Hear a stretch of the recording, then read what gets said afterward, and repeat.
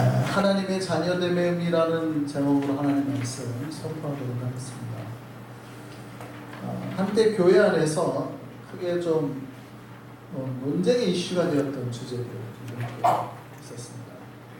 교회 안에는 이제 좀 여러 가지 이슈들이, 사회 문제와 함께 이슈들이 있었는데, 한때 교회 안에 좀 이 문제가 좀 시끄러웠던 적이 있어요. 그게 이제 오늘 본문입니다. 오늘 본문의 그 내용이 이거예요. 1절이 고안이 상하거나 음경이 없는 자는 하나님의 총회에 들어갈 수 없다. 이 논쟁이었습니다. 여러분 생각을 해보셨나요? 이 본문을 가지고 한때 이것 때문에 굉장히 시끄러웠던 적이 있습니다. 고안이 상한 자나 음경이 없는 자는 하나님의 총회에 들어올 수 없는 거예요. 이건 본문 구절이에요. 그러니까 내용이 이거예요. 질문이 이렇게 한다. 만일 하나님이 그런 육체적인 부족함 때문에 주님 앞에 나오려는 걸 막으려 한다면 과연 하나님이 은혜로우신 분일 수 있느냐? 그리고 그 하나님을 믿는 누구라도 구원하신다는 말씀은 거짓말인가에 대한 질문이었습니다. 제가 부목사로 섬기고 있었을 때 그 교회가 청년이, 그 교회에 있던 청년이 저한테 그런 질문을 했는데, 어느 날 정말 심각하게 저한테 이 질문을 한 거예요.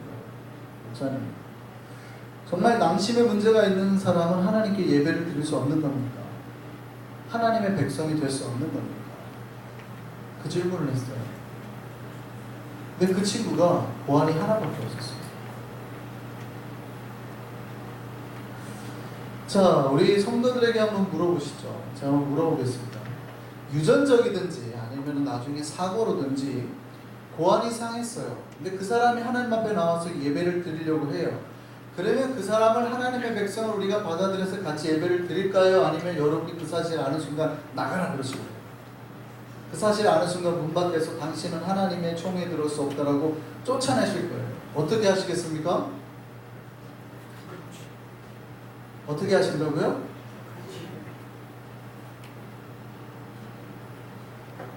여러분 당연히 받아줘야 됩니까? 근데 오늘 본문 1절 한번 보세요. 본문 1절 한번 보시죠. 자, 고안이 상한 자나 음경이 잘린 자는 여호와의 총회에 들어오지 못하리라. 하나님이 딱 정해놓으십니다. 총회라는 말의 뜻은 히브리어로 카할인데 무슨 뜻이냐면 모임, 집회 혹은 회중을 말하는 겁니다. 그러니까 하나님의 백성들이 모이는 어떠한 개인 모임이든지 아니면은 백성들이 드리는 예배랄지 아니면 그 모임의 일원이 될 수 없다는 뜻이에요. 하나님의 말씀을 이렇게 못 받고 있는데 여러분 괜찮다고 지금 말씀하셔도 돼요?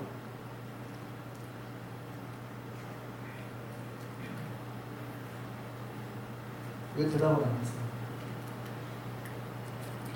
여러분 하나님의 말씀을 절대적으로 믿는 분들이라면 고안이 상한 자가 예배 자리에 나온다면 목숨을 걸고 막아야 될 거예요.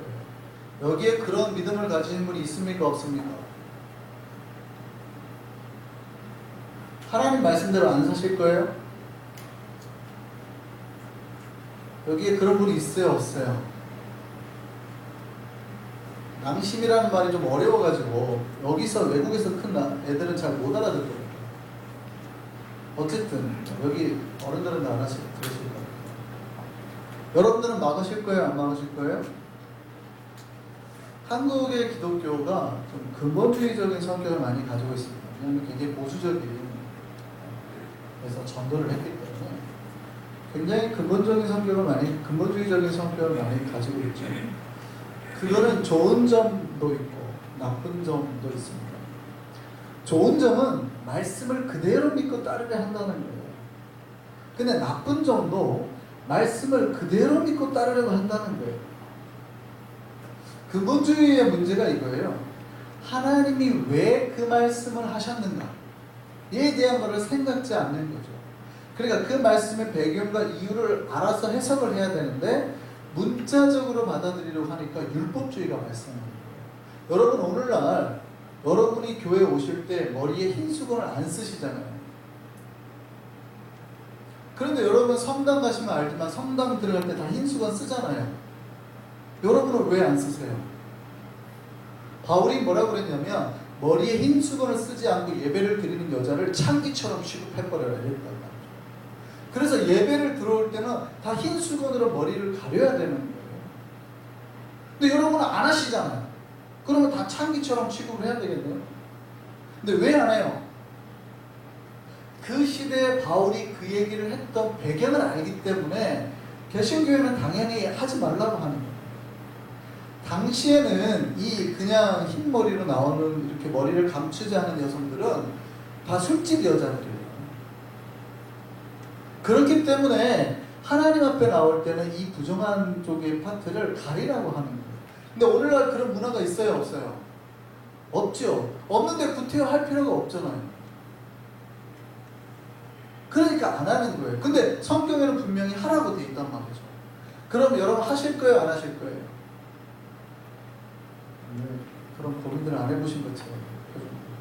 여러분 교회 나올 때 흰 수건 쓰실 거예요, 안 쓰실 거예요? 분명히 성경에는 그렇게 하라고 되어 있지만 우리가 안 하잖아요. 그러니까 우리가 하나님의 말씀대로 살아요, 안 살아요? 여러분이 하나님 말씀대로 살아요, 안 살아요? 우리 하나님 말씀대로 살죠. 근데 문자적인 말씀을 그대로 받아들이는 게 아니라 이 말씀을 왜 했느냐를 해석해서 받아들이는 거예요.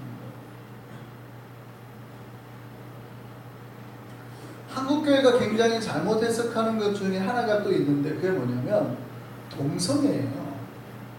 여러분, 동성애를 하나님이 기뻐하실까요? 기뻐하지 않으실까요? 기뻐하지 않아요. 저는 확실하게 생각합니다. 저는 하나님이 절대 동성애를 기뻐하지 않는다고 생각을 해요. 그런데 많은 교회들이 오늘날 동성애자들이 뭐 여러 가지 행사를 하곤 할 때 교회가 나서서 굉장히 강하게 제재를 합니다. 법적인 제재를 막 가하려고 합니다. 이거는 괜찮은 걸까요? 괜찮지 않은 걸까요? 여러분, 만약에 동성애자가 교회를 들어와요. 근데 그 사람이 동성애자라는 걸 알았어요.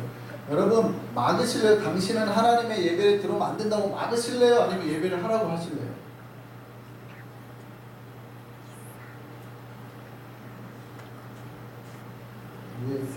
아니, 고안이 상한 자가 들어오면 막으실 거예요? 안 막으실 거예요? 그들이 죄가 있음에도 불구하고, 부정해도 불구하고 여러분 하나님 앞에 나오는 걸 인정하시잖아요. 왜요? 하나님을 믿는 게 더 중요합니다. 그러면 그가 어떤 죄인이라도 하나님을 믿게 해서 변화를 주든지 새로운 은혜의 깨달음을 허락을 해야 됩니다. 근데 오늘날 교회들이 굉장히 가혹하게 핍박을 합니다. 여러분, 만약에 그게 맞다고 생각한다면 오늘 본문을 문자 그대로 받아들여서 여러분 자녀 중에 혹시라도 고안이 상한 자가 있다면 절대 예배 나오게 하면 안 돼요. 그리고 이렇게 말해야 됩니다. 너는 죽을 때까지 하나님 믿을 수 없어.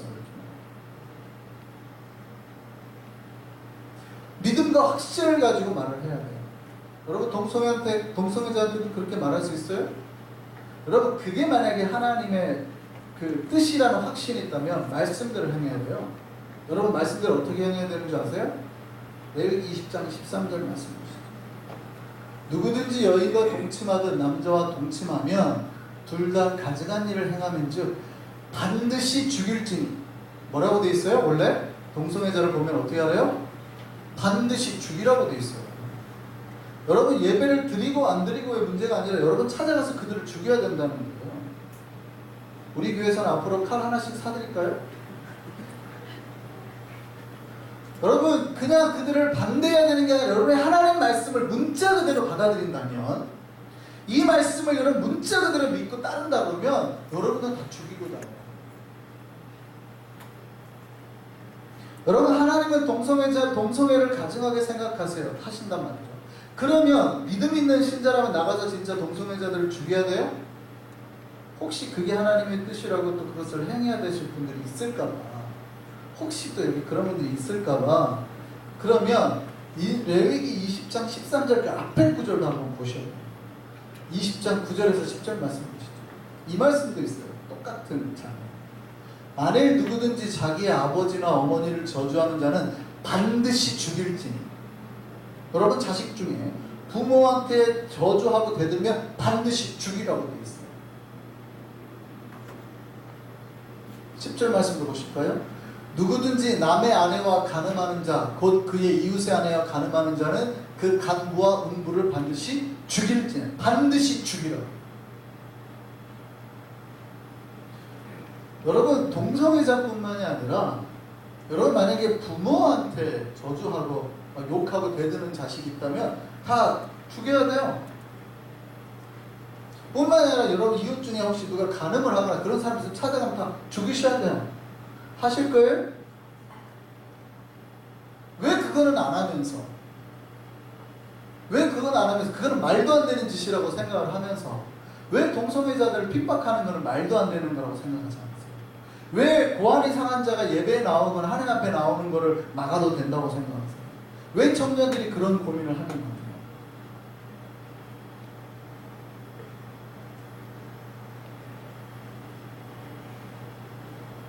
하나님의 말씀은 우리가 문자적으로 받아들이는 게 아니라 이 말씀을 다 해석을 해서 받아들이는 겁니다. 그래서 해석을 해주는 목자가 중요한 거예요. 원래 이 말씀을 주신 의도와 의미를 깨달아서 현재 적용할 수 있게 해줘야 되는 거예요. 근데 간혹 어떤 신자들 중에는 유독 몇 구절에 대해서만 문자 그대로 자꾸 이렇게 받아들이려고 하는 거예요. 특별히 자기를 갖다가 저주한 자식이나 가늠한 사람들한테는 관대합니다. 여러분, 하나님께서 우리에게 주신 말씀은 해석이 중요해요. 해석. 여러분, 이 본문은 신명기잖아요. 신명기는 언제 주신 말씀이라고요? 하나님의 율법을 받지 못한 젊은 세대예요. 게다가 이 젊은 세대가 지금 무엇을 앞두고 있냐면, 이거는 신명기는 급하게 주신 말씀이잖아요. 2달여 못되게 급하게 막 주신 말씀이에요. 그게 왜냐면 가나안 전쟁을 바로 앞둔, 그러니까 굉장히 지금 흥분 상태에 있는 사람, 이제 곧 대대적인 전쟁을 펼쳐야 됩니다. 그 젊은이들에게 주시는 거예요. 이제 곧 새로운 문명과 만나야 되고 새로운 문화와의 대결을 앞두고 있어요. 전쟁을 하다 보면 자연스럽게 새로운 문화와 문명이 부딪히는 거예요. 내가 승리를 하더라도 그들의 문화가 그대로 흡수되는 거예요. 이들에게 주신 말씀이 있었단 말이죠. 그러니까 뭘 조심하라 그러냐면, 당시 가나안 우상 숭배자들 중에는 우상의 제사 때 자기의 생식기를 자른 사람들이 있었어요. 그들을 함부로 받아들이지 말라는 거예요. 또 사생아, 2절에 보면 사생아도 여호와의 총에 들어올 수 없다 이 말이죠. 이 말이 있죠. 그러면 부모 없는 자식이라고 하면 우리가 그러면 교회 못 오게 할 거예요? 그 말이 아니에요. 이 사생아들이 말하니까 당시의 가나안 땅에는 그 여성 창기들이 종교적인 제의가 있었잖아요. 그래서 기생 라합이 원래 그런 거였습니다. 근데 기생 라합은 완전히 그런 여인인데도 불구하고 예수님의 족보에 올라간 굉장히 독특한 케이스인 거죠. 근데 그때가 되면 공식적인 파티를 한단 말이에요. 그 사제, 여사제와 그러므로서 태어난 아이들을 말하는 거예요. 그런 이들이 함부로 하나님의 예배에 쉽게 들어와서 회방치 못하게 되는 거예요. 그 다음에 암몬과 모압이 나오는데, 암몬과 모압은 원래 롯의 후손 아닙니까? 롯의 딸들로 인해서 태어난 후손이니까 원래는 친족이죠. 그런데 지금 민수기 앞에 이야기를 보면 이들이 가나안 땅을 갈 때 길 좀 터달라, 우리가 당신과 혈족인데 싸우고 싶지 않다 했는데 어떻게 했어요? 다 전쟁을 했단 말이죠. 나와서. 특히 모압 왕 발락은 발람이라는 선지자를 불러서 이스라엘을 저주하게 했어요. 3번이나. 그런데 하나님께서 저주 대신에 축복을 하라고 하셨습니다. 그래도 안 되니까 민수기 이제 20장 후반절에 보면 어떻게 돼요? 그래도 안 되니까 이 발락 왕이 미인계를 씁니다. 여자들을 붙여서 그 지도자들을 다 유혹해가지고 그 우상의 신전에 다 끌고 간 거예요. 어느 정도로 문제였냐면 하나님께서 너무 화가 나가지고 그 리더들을 다 잡아다 목매달아 그랬거든요. 그리고 전염병이 나가지고 24,000명이 죽어가지고 그 사실을 보고 백성들이 엉엉엉엉 울고 있는데, 족장 중 하나가 그 미디안 여인, 모압 땅에 살고 있던 미디안 여인의 손을 잡고 백성들이 보는데, 멀쩡해 보는데 그 자기 텐트 안으로 들어가는 거예요. 그 정도로 심하게 타락을 하기 시작해요. 그때 이제 비느하스라는 제사장이 일어나서 가서 죽이죠. 원래 제사장은 손에 피를 묻히면 안 되는데 가서 죽여버립니다. 둘 다. 그런데 그거를 보고 비느하스 가문에게 약속을 해버립니다. 대대로 이 가문이 제사장 가문이 되는 것이죠. 그리고 연병이 그 순간 끊어지죠. 저는. 여러분, 오늘 본문의 말씀은 이러한 배경하에서 일어나는 메시지예요. 이러한 배경하에서. 그러면 이 본문을 주어질 때 상황을 해석해서 우리가 받아들여야 되는 거지, 오늘날에도 그대로 그냥 정말 생물학적인 문제가 있는 사람들을 안 받아들인다거나, 아니면 옛날에 암몬이나 모압에 살았던 사람들이 가서 오늘날에 그러면 전도하는 선교사를 파병할 때 교회가 거기는 하나님이 하지 말라고 그랬어요. 그 땅을 가지도 마세요. 뭐 이렇게 여기 모슬렘 지역을 가지도 마세요. 거기는 전도하면 안 돼요. 걔네 다 죽일 놈들이지 뭐 전도할 대상이에요. 이렇게 말을 한다 그러면 그게 정상적인 생각이에요? 문제가 있는 거예요? 문제가 있는 거예요. 원래 하나님이 주신 의도는 하나도 해석하지 못하고 정말 문자 그대로 받아들여요.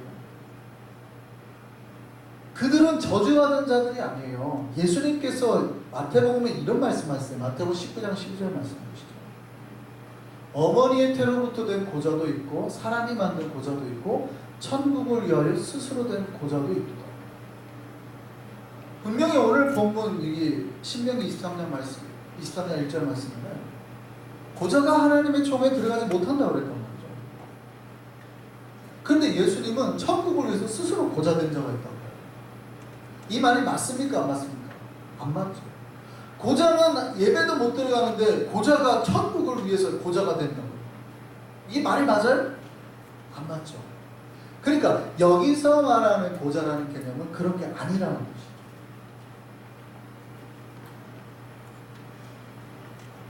여러분, 오늘 본문의 뜻은 하나님을 대적하는 자들이 쉽게 백성들의 회중을 해방하지 못하는 하나님, 우상의 여러 가지 풍습들이 함부로 이 백성들의 예배나 삶에 들어오지 못하게 조심하라는 거예요. 그리고 그들과의 교류를 너무 쉽게 생각하지 말라는 거예요. 교회가 세상의 것들에 쉽게 물들거나 따라가면 안 된다는 거예요. 그래서 하나님의 예배가 회방받게 하거나 손상되게 하면 안 된다는 뜻이에요. 신자가 세상의 우상의 습관들에 물들어서 따라가지 말라는 거예요. 여러분, 제가 선포합니다. 여러분 혹시 숨겨둔 여러 가지 질병이 있거나 장애가 있거나 어려움이 있어도 예수 그리스도만 믿으면 하나님의 백성이 될 수 있음을 믿으시기 바랍니다. 이게 은혜예요. 은혜. 여러분, 우리에게 육체적인 부족함이 있으면 상관없어요. 내면의 과거에 가졌던 뭐 상처가 우울함이 있어도 상관없어요. 내가 과거에 지었던 어떤 죄가 있어도 상관없어요. 예수 그리스도를 만나서 그 예수, 오늘 우리가 외웠잖아요. 갈라디아서 2장 20절 말씀. 그 예수가 내 안에 있음을 믿고 예수가 나를 위해 죽었음을 믿고 그 예수가 내 안에서 살아있으면 그 예수의 역사와 능력으로 내가 살아가기만 하면 나는 하나님의 자녀가 되는 거예요. 비록 나에게 병이 있더라도. 바울은 어떤 병이 있었습니까? 사탄의 가시라고 불릴 만큼의 병이 있었어요. 설교하다가 간질이었을 거라 추측하는데 설교하다가 그냥 뒤로 떨어져가지고 하고 있단 말이죠. 그런데도 그가 하나님의 위대한 사도였어요. 우리의 연약함과 상관없이 하나님의 은혜로 우리가 하나님의 백성되고 자녀 됐음을 믿으시기 바랍니다. 우리가 율법의 잣대로 누군가를 함부로 재단하면 안 된다는 거예요. 부족함이 있든 문제가 있든 함부로 너는 하나님 못 믿어, 너 따위는 들어오면 안 돼, 이런 말 하면 안 돼. 그러면 하나님 백성됨의 기준이 뭔가 한번 생각해 보시죠. 육체적이거나 전통적이거나 혈연을 통해서 이루어지지 않는다. 육체 건강함이나 부족함이 아니라 또 우리가 뭐 과거에 전통이 있냐 없냐, 요즘에는 막 이런 말도 많이 해요. 지난주에 우리가 주이시 할리데이였잖아요. 아파했잖아요. 신년 뭐 이런 거. 그러면 그런 절기를 지키고 뭐 6월절을 지켜야 된다 이렇게 주장하는 사람들도 있잖아요. 근데 골로새서 말씀을 보면 절기로 절대 니네를 유혹하지 못하게 하는 거죠. 절기도 아니에요. 그럼 혈연, 그러면 핏줄이 좋아야 되느냐? 엘리트 가문에 태어나야 되냐, 아니면 유대인의 자손이냐 아니냐, 우리 조상의 몇 대손 중에는 유대인이 있냐 없냐, 뭐 이런 거를 따져가지고 예수를 믿고 해야 될 것 같아요? 그것도 아니다. 우리가 예수 그리스도를 믿냐 안 믿냐, 오직 이 믿음으로 우리가 하나님의 자녀됨을 믿으시기 바랍니다. 그럼 여러분 점검하셔야 돼요. 매일매일 여러분이 점검해야 될 건 돈도 아니잖아요, 건강도 아니잖아요, 혈연도 아니잖아요. 내 안에 예수가 있냐를 물으셔야 돼요. 지금 여러분 안에 예수가 있냐 없냐. 예수가 없으면 여러분이 아무리 돈이 많고 건강하고 하더라도 죄송한데 하나님의 자녀가 아니에요. 그러나 내가 지금 부족하고 뭐 마음의 병도 있고 좀 역하고 하더라도 예수 그리스도가 내 안에 있다는 내가 확신이 있다고요. 우리는 하나님의 자녀가 될 것이고 복을 받을 것이고 하나님으로부터 하늘로부터 모든 은혜를 누리게 될 거다 이 말이죠. 그리고 그 안에 있는 내 안에 계신 예수가 나에게 거룩한 변화를 시작하실 거예요. 거룩한 변화. 고린도전서 1장 1절에 3절 말씀하고 계시죠. 하나님의 뜻을 따라 그리스도 예수의 사도로 부르심을 받은 바울과 형제 소스대는 고린도에 있는 하나님의 교회 곧 그리스도 예수 안에서 거룩하여지고 성도라 부르심을 받은 자들과 또 각주에서 우리의 주 곧 그들과 우리의 주 되신 예수 그리스도의 이름을 부르는 모든 자들, 이렇게 나왔습니다. 뭐라고 되어 있어요? 2절에 예수 그리스도 안에서, 예수 안에서 사는 자들이 하나님의 손입니다. 다른 세상의 조건이 아니라 신자는 누구냐? 하나님의 자녀가 누구냐? 하나님 백성됨의 기준이 누구냐? 예수 그리스도 안에서 날마다 살아가는 자. 거꾸로 예수 그리스도를 내 안에 품고 살아가는 자. 요한복음 말씀에 그리스도가 내 안에, 내가 그리스도 안에. 우리가 그렇게 살아갈 때 우리 안에서 어떤 변화가 일어나요? 거룩한 변화. 예수 그리스도 안에서 거룩하여지고 우리는 거룩한 변화가 계속해서 우리 안에 일어나야 돼요. 그러니까 여러분이 계속해서 거룩한 변화가 일어나야 돼요. 생각이 거룩해지고 여러분의 입이 거룩해지고 여러분의 삶이 거룩해지고. 왜냐하면 거룩하신 하나님 안에서 우리가 살아요. 또 신자는 어떤 사람이라고 아까 1절에 바울이 뭐라고 그랬어요? 자신에 따라서 하나님의 뜻을 따라서 살아가는 자. 하나님의 뜻을 따라서 살아가는 자. 내가 하나님의 은혜로 거룩하게 되었다 그러면 더 이상 이제 내가 세상의 뜻이나 세상의 욕망을 따라 살지 않고 하나님의 뜻을 따라서 살게 되는 거죠. 바울은 이런 자들이 하나님의 백성이라는 거예요. 저는 우리 한성의 백성 모두가 하나님의 백성 되었음을 믿으시기 바랍니다. 그렇다면 이제 거룩한 자의 삶을 사셔야 되고 하나님의 거룩한 뜻을 따라서 사셔야 돼요. 거룩하다는 건 뭐예요? 죄와 멀다는 거죠. 죄가 내가 죄를 짓기 싫어합니다. 나는 범죄와는 멀어졌다는 거죠. 요한에서 3장 9절 말씀 보시죠. 뭐라고 했는지 보세요. 요한. 하나님께로부터 난 자마다, 하나님의 자녀된 자마다 그 뜻이에요. 죄를 짓지 아니하나니 이는 하나님의 씨가 그의 속에 거함이라. 그도 범죄하지 못하는 것은 하나님께로부터 났습니다. 하나님의 씨가 뭐예요? 예수 그리스도죠. 말씀의 씨로 해석하시는 분도 있습니다.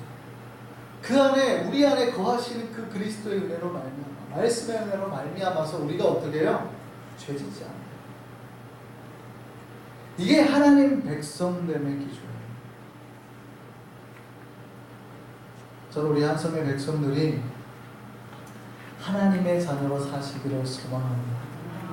은혜로 하나님 백성 됐음을 기억하시고 정말 우리가 거룩한 자의 삶을 살고 주님의 뜻대로 살아가는 자의 삶을 살 수 있는 저와 여러분 되기를 바랍니다.